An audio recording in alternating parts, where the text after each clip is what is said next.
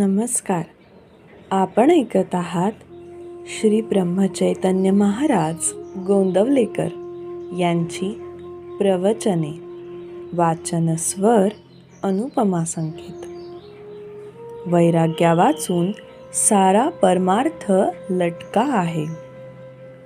पक्ष्यांची पिल्ले त्यांच्या पंखाखाली वाढतात, त्याप्रमाणे घरातल्या माणसांना आपण प्रेमाच्या आश्रयात ठेवावे.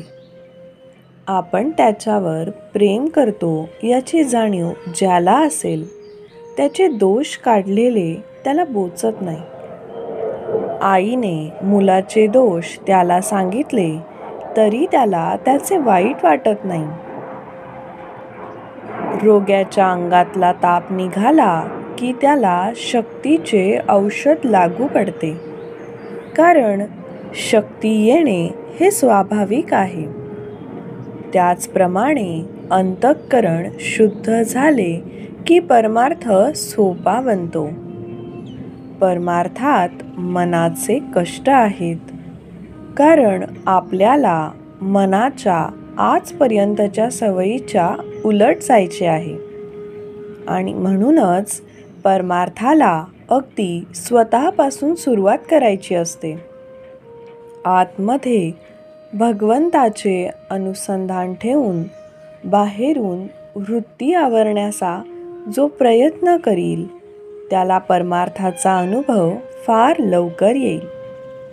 आपण आपले मन भगवंताच्या अनुसंधानात मोठ्या काळजीपूर्वक ठेवले असताना त्याच्यावर आघात करायला विषय अगदी टपलेला असतो. मन जरा भगवंतापासून बाजूला झाले की पुरे, विषयाने त्याच्यावर घाला घातलाच म्हणून समजावे. साधकाने रात्रंदिवस अगदी डोळ्यात तेल घालून जपले पाहिजे. म्हणून परमार्थ म्हणजे अखंड सावधानता होय. प्रपंच आणि परमार्थ वेगळा नाही.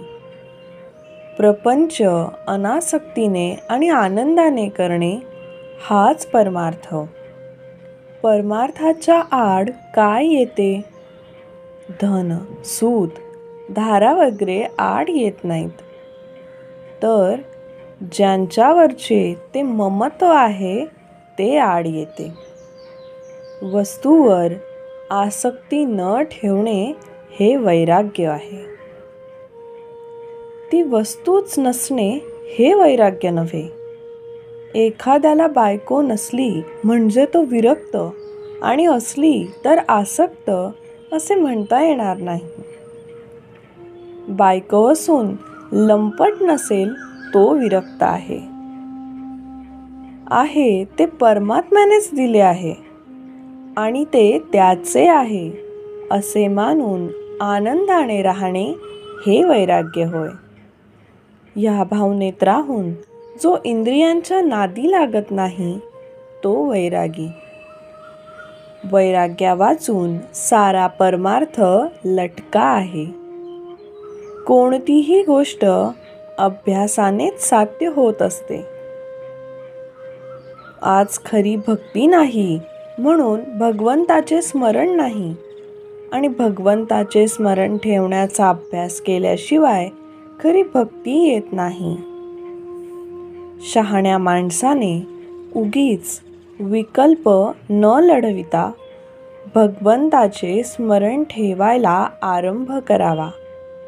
ज्या ठिकाणी आपल्या ओळखीचे कुणी नाही, आपले आप्त कुणी नाहीत, जिथे आपल्याला कुणी मान देत नाही, अशा ठिकाणी राहून अनुसंधानाचा अभ्यास करावा. जिथे कुणी आपल्याला ओळखीचे नाही ते स्थान आपल्याला अभ्यासाला फार चांगले असते. बाह्यांगाने करावी प्रपंचाची संगत, चित्ती असावा एक रघुपती. सुंदर दिवसाच्या सुंदर शुभेच्छा.